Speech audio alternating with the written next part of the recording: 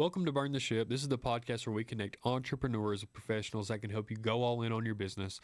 We talk to people that have walked the walk, talked the talk, been through all the things that we experience as small business owners, and come out the other side ready to share those skills and experience with us so that we can run a more successful business. So, thank you very much for coming. I appreciate that, for sharing some time with me and sharing some time with the audience. That means a lot to us, being willing to share your experiences so that we can learn, be a little bit better at what we do on a daily basis. It does mean a lot. So thank you for being here. I appreciate your time. Why don't you go ahead and introduce yourself? Tell us a little bit about yourself and your background and your business.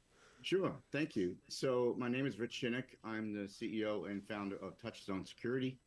Touchstone Security is a cybersecurity consultancy firm. We're also a managed security service provider, MSSP. It's my third company. I started this company in 2016. I started my first company in 1998, my second one in 2000.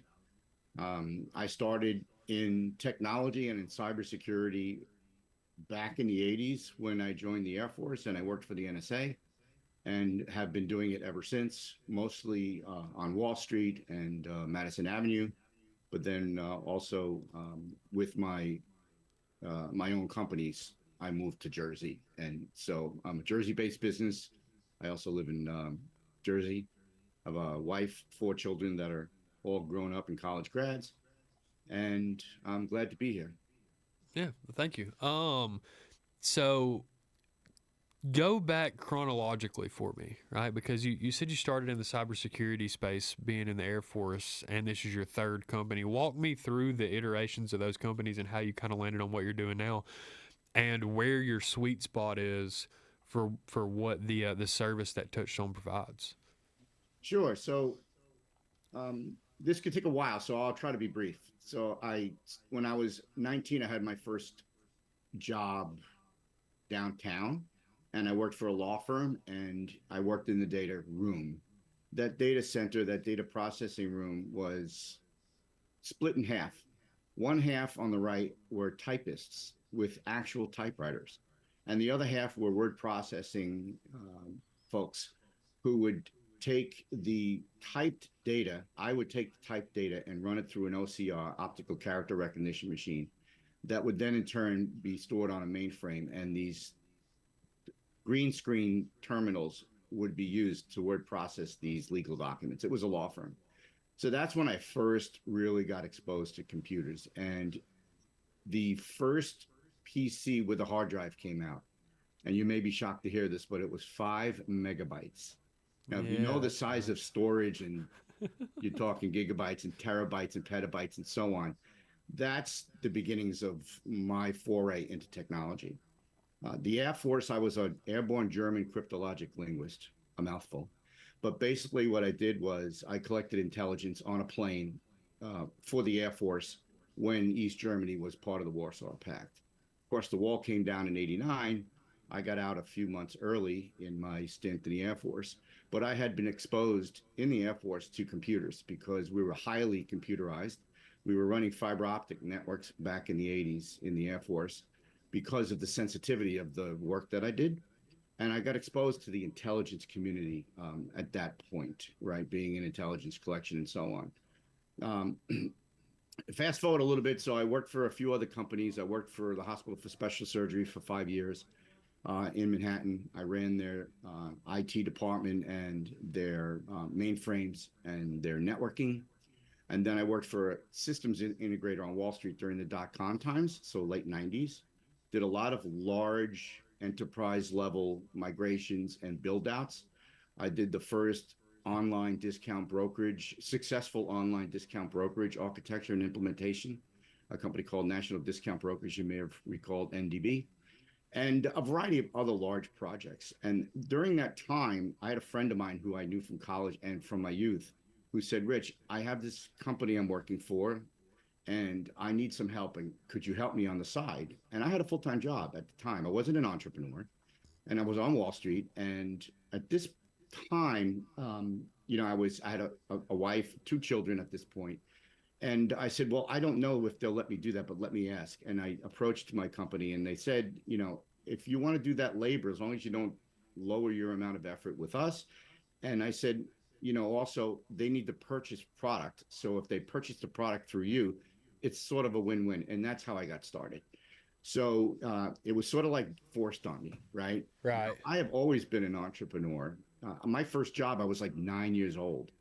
And there was a woman across the street from the apartment building that I lived in, Mrs. Blakely, and she needed her Sunday newspaper, which was a block away. And she didn't want to go up that block because she was a little bit elderly and not very mobile.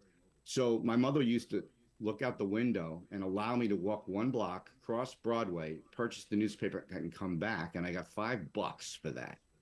Now we're talking, this is in the early 70s when I was literally probably 9 or 10 years old. And since then, I've always had this desire to take care of myself. I've come from a divorced family. I'm the oldest of four. So I've already had this sort of idea of being independent and, steer my own ship, so to speak. So the entrepreneur part just became like something that I thought I could do at that point because the company I worked for on Wall Street had basically gone bankrupt, right? They went public like 2.5 years through my 5 year stint there. And that company that bought DNA, the company I worked for, they bought 32 other companies across the United States. They grew very rapidly. And then the dot-com bubble bursted and everyone knew that was coming. And so everyone was leaving the company. So I decided, this side job was doing well since 98. For 2 years, I had my side company, but I thought I would go out on my own. And so I partnered up with someone and started a second company. That company I built from the two of us to about 47 employees. And at that point, when you build a company from, sub 10 to then low teens and 20s to the 50s and then eventually to the hundreds and beyond, as a business owner and an entrepreneur wearing many hats, you run out of time, right? Right. So you have to adapt and learn about how to put middle management in, how to delegate, how to give up some of that control. And so it's a journey for sure. And the challenge I was successful in getting the company to the point I got it to. I had 5 divisions at this point, 5 managers of each of those divisions. And it was becoming more and more difficult to affect change because of my partner. So my partnership soured drastically. And the one lesson I can tell you is if you go in with a partner, absolutely have an operating agreement rather, that's signed and addresses conflict resolution. Right. Because that was the biggest challenge and it was very, very painful. And it actually caused the relationship to go really sour. So I wound up leaving. I sold my part of the company and I started Touchstone. So I took some time off, of course. On paper, I started it in 2016, but I really didn't start doing any work until, mid 2017. And believe it or not, the hardest part of starting Touchstone as a company was figuring out the name. You want to have something that delivers a message. It has a hook. It has resonance. It has meaning. And all the types of names that I would come up with, like, something with trust, for instance, they're all taken. And there are these Sure. softwares online, you can pop in words and it will determine whether or not the combinations of those words were available as a URL for your website. 6 months it took me to do that. So it's odd, but that was probably the hardest part of starting Touchstone Security. And one day I was watching a movie, and at the end of the movie, Touchstone Pictures, right? That's where most people think about Touchstone. And I said, I never looked at that word. Let me look at that word. And it turns out that a touchstone is a medieval rock that's used to determine the quality of a precious metal, right? You rub it and you can tell if it's fool's gold or whatever. And so there was some concept of, touchstone security, the measure of others, or something like this, right? So I never really came up with a catchphrase, but I got the name. Yeah. Sure. So, and what is the sweet spot for Touchstone? Is it small to medium sized businesses? What are the contracts that you guys are pursuing, and what is the value that you bring to your clients? Great question. So when I consult to companies, since, I've been an entrepreneur, I'm always thinking about the cost, right? Because I'm thinking that with my own company constantly as a CEO. And cybersecurity is like insurance. You pay for it, but you don't really see the results, right? You're not Sure. producing anything when you're giving that money over. It's peace of mind, Right. right? And the other thing I would say about it is, and this is my personal opinion on the IT industry as a whole, and this gets me in trouble all the time. But if you look at the people that are in this industry that deliver IT services, I would say that the average IT professional is below average in their abilities. Sure. And so when someone or a company is looking for a service organization, an IT company, a cybersecurity company to help them address an issue, you're trying to find a needle in a haystack. And I try to address that issue, right? I have an extreme amount of experience, and I also look at the expense and the return on investment. I only hire very mature consultants on my team, and I'm very rigid with process and procedure to make sure that they're being efficient and not trying to sell something a client doesn't need. So I'm not an insurance salesperson. I'm trying to project and explain to a CEO or a C-level person of a company what the value of certain things in the cyber world would be worth to you, right? There's low-lying fruit. There are must-haves. For example, multi-factor authentication. You must have that, right?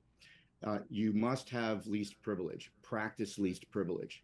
Some folks listening may not understand exactly what that means.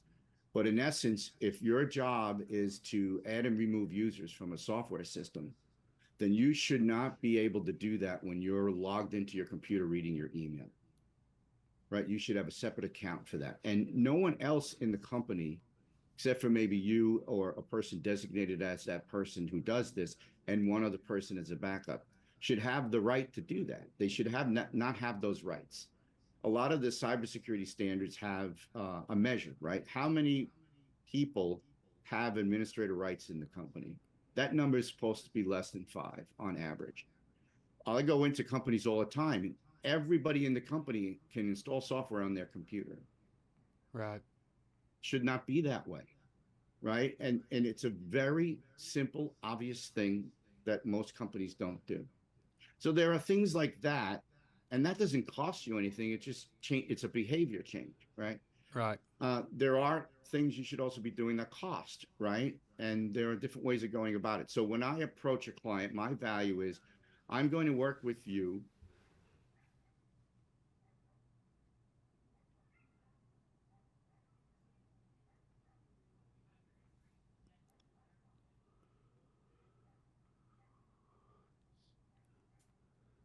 Lastly, responsiveness.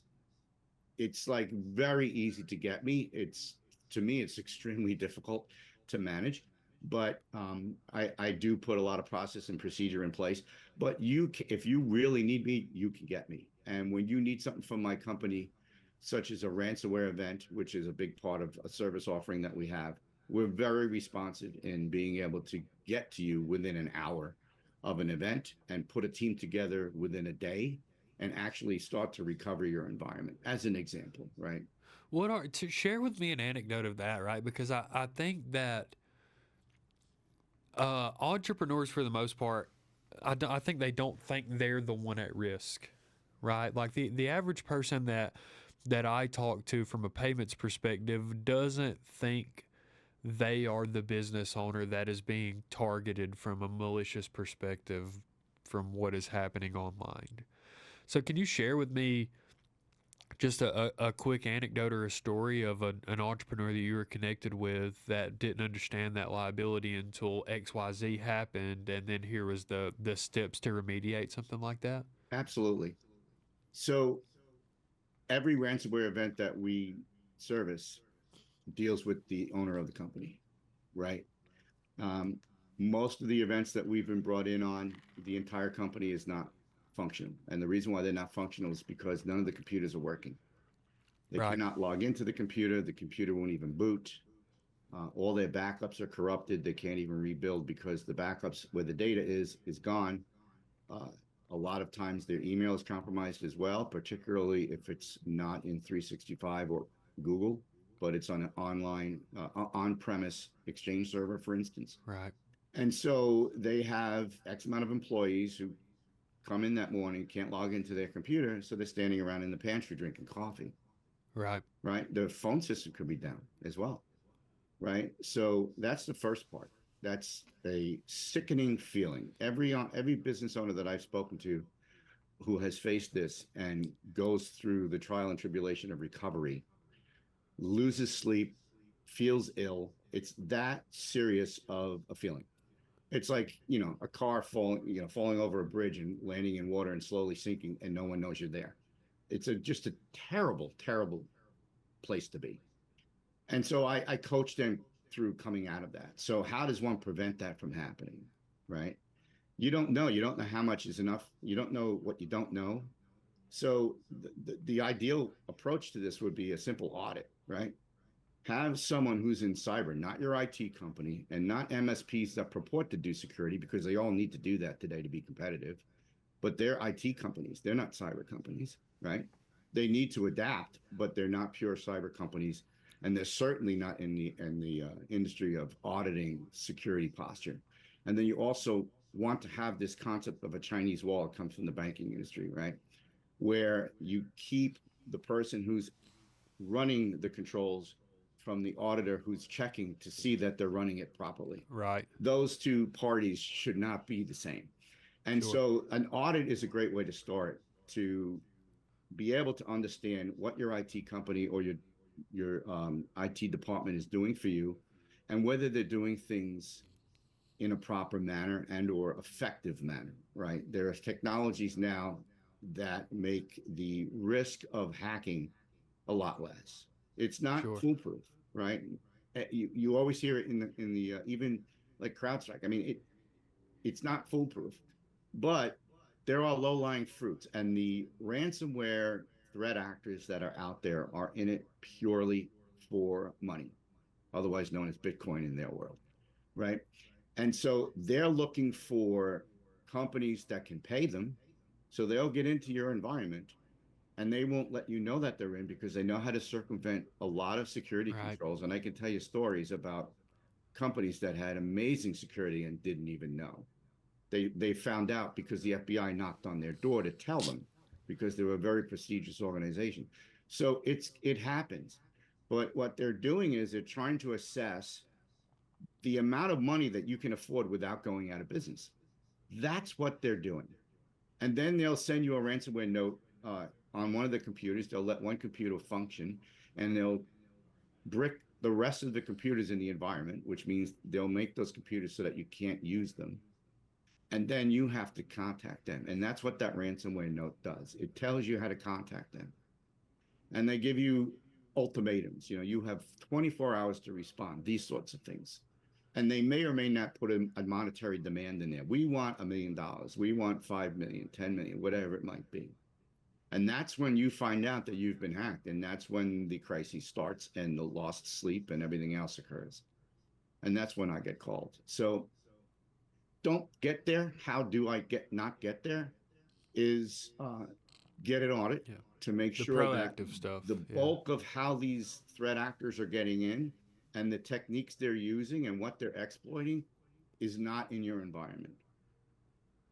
So tell me that usually the question that I ask is like, what is that superpower for you guys? Or like, what is that thing that you do well that helps you grow your business? But obviously, reactively, you guys have been everybody kind of knows the reactive approach of, we assess our backups, or how do we free ourselves from already being in this ransomware event, right? But like you said, a lot of the IT companies that kind of coined themselves, managed services or cybersecurity companies, they're not good at the proactive side of things. So tell me kind of the strengths from your perspective from the proactive side, other than, those changes in behavior. Like, are there actual pieces of technology that live, in harmony with my company that let me know that I am safer should I have not had those things in place? Absolutely. So monitoring is a big part of that proactivity. Certainly software patching is a really big Sure. proactive effort, right? You need to be patching and you need to be looking at those patching systems to make sure that those computers that are not being turned on or not rebooted or whatever, or maybe the patching system's not functional, or maybe the patch failed, somebody needs to manage that. And it has to be a serious, responsible thing. You can do it internally, you can outsource it, but patching needs to be done, no question. The other thing is administrator rights, right? Where are these administrator accounts? And are they being used properly? Are they being used as expected? Are there too many of them? Right. Right? You need to be when an administrator is created, do you get an alert? Literally get an automated alert or no? Right? And how does one know if an administrator account's been created or if somebody's been granted administrator rights on their existing account because an administrator did it for them? If you're not getting those alerts, then you really don't know what's going on in your network. That's the concept of least privilege. So you elevate your privilege to do a task, and then you're brought back down, or you have a separate account to do so with certain controls over it. So those two things I would say. Um, Remote access is huge. A lot of folks, particularly due to COVID, telecommute, so they remotely connect into the environment. That's a big target for threat actors. There are a lot of issues with remote access and the methodologies that are out there today, and a lot of them are very flawed. So your remote access solution and the way it's implemented needs to be done properly. Tell That's me a about big obstacles one, for by the you way. guys as well. Because I So know that as your as the security of your technology increases, the hackers are also getting better, right? So talk to me about obstacles that you've noticed in your industry where the behavior of these threat actors has changed, because I know ransomware is about how old, right? And are there new things like that that are coming out that are putting businesses at risk? absolutely. So phishing, which is spelled PHI, uh, is a big threat vector, right? You get an email that demands something or looks real, and you click a link, right? And maybe you just read it too quickly, or it looked like the last 10 that you got in the last That were week, real, yeah. right? I've seen different methodologies for threat actor phishing campaigns. One is they were able to access an employee's login to 365, Microsoft 365, or Google Mail, Gmail, if you use that, because multi-factor authentication isn't enabled, right? So they may have gotten that password because that person had a password to Macy's or Lululemon or something, and it was compromised and put on the dark web. You can buy passwords for pennies on the dollar, Right. right? So these threat actors get these databases of passwords, and then they you know use those to guess passwords to email accounts, and then they can watch and they can enable RSS feeds and things like this inside 365 and Google, so that the end user doesn't even know that the threat actor is reading all their emails, and they could even send emails on their behalf. And when they do that, they're doing reconnaissance. Basically, they're trying to understand the individual as well as the company that the individual works for, because they're looking for an avenue to get into that company. It could be their personal email, right? And then they might see or find that that individual has an account in Macy's, and they go to see that password, and they know that it's a password that can be used to log into that business. Right. And the point is, they get in there and they see how emails are written, who they're sent to, who's the financial officer, who writes checks, things like this, and then they can fish those targeted individuals to make them wire money or what have you. So you might be thinking, my goodness, that's a lot of effort. But what you need to understand is these threat actors are actual businesses with HR departments, presidents, Right. managers, office space, internet connections, medical insurance. I mean, they're run like a business because they are a Sure. business, but they're just a nefarious business and they're in the business of hacking other businesses. And they leverage SaaS providers that provide them the tool set to do so. Sure. So it's that level of intensity. They could take weeks, if not months, doing reconnaissance before they actually do anything to Sure. hack you. The one of the just for the audience, one of the things that kind of proved to me the I'm trying to think of the right way to say this, but really showed me that this was a real thing, right? That scamming, phishing, overtaking of technology was a real thing was YouTube, where there are several channels now that have started to create content based on scamming scammers or hacking scammers, right? They're giving remote access to scammers that is opening a two-way gate for them to also access the servers that the scammers are using, and they're able to show CCTV footage, and they're able to take control of the devices that the person they're on the phone with is using. They're able to call them by name and access information at an incredible rate. So I encourage you to check some of those things out on YouTube that will show you the capacity for both the scammers and for the people that are protecting you and their knowledge of that information, those security. So you can see kind of firsthand some of those things on YouTube just by looking up, people trying to shut down. Mark Roper is very famous for it, shutting down huge scam call centers and things like that in India. Pakistan and different places. It's a very unique thing, but I think that as technology continues to become more prevalent in the day-to-day actions of our business, and a lot of the times our success and the success of our employees hinges on their ability to use those pieces of technology effectively, hackers are going to continue to get better and better and better. They're going to continue to renovate the game and figure out what they can do that's most effective for them because, like you said, their day-to-day actions are predetermined exactly like you would predetermine your actions on a day-to-day for your own business. So they're good at what they do, and it isn't worth your time as the entrepreneur to learn the things that you need to do to protect yourself when there are resources out there like Touchstone Security that can educate you on the things that you need to do to remain safe so that you can spend the time doing what you do, which is whatever that thing is that creates revenue for you. So how do people find you? How do people find Touchstone Security, and how do they get in touch with you if they want to send you a referral, if they want to become a client of yours, if they have a question, if they have other opportunities? Well, for this audience, you could just email me, rich@touchstonesecurity.com. Of course, you can always go to my website, but you can find me on LinkedIn as well. Yep. You can call me. I Yeah. have my number in all my email signatures and on my website. Yeah. We'll put all that info in the YouTube description as well. And then for you, just summing up this whole entrepreneur experience, what has it been like to burn the ship? What has it been like since you got out of your last company? You started Touchstone, and that's what, 7 years now? So what's it been like for you to decide, okay, I'm going to be this entrepreneur that's going to wear these different hats. I'm going to figure out the things that I need to do to make my business successful. And why should the people that are listening be willing to take that same chance on themselves?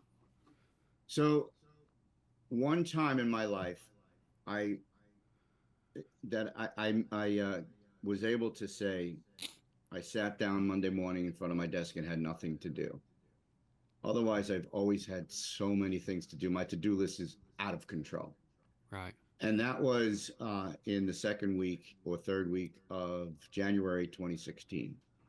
And I say it in this way because I had joined an organization about 17 years ago called Entrepreneurs Organization, EO, shameful plug, or shameless plug, rather.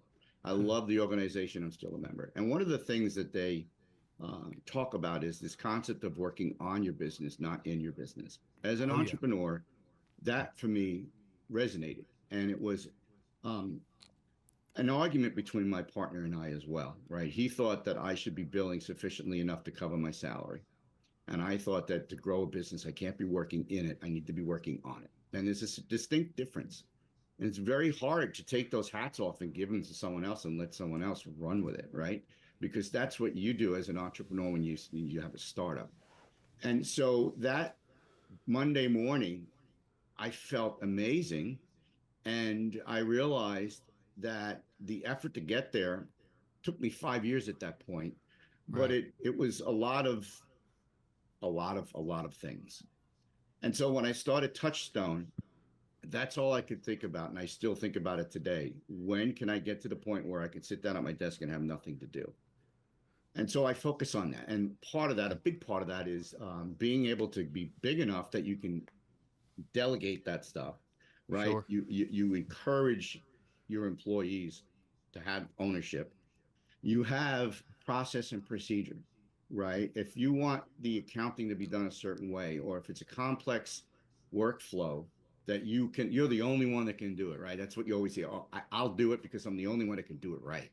Well, if you document that using a wiki like Confluence or something like that, you train somebody. And oh, by the way, everybody in my company, they're a primary on some task, has a secondary, a second person, because they're not 24/7. They take vacation, they take holiday, they get sick.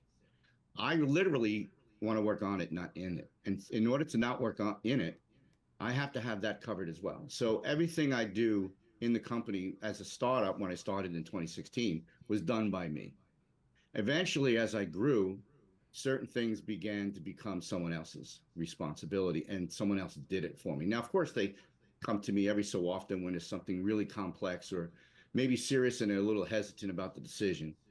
But for all intents and purposes, I'm always driving towards that goal of being able to work only on it, on the business, and not in the business. And one last thing I'll add, the hardest part of growing my company, and this has been even with my last two companies, is the sales and marketing part of the job. Sales and marketing is a special, unique arena, area, industry, and I can talk to clients. You get me in the door, and I can close business.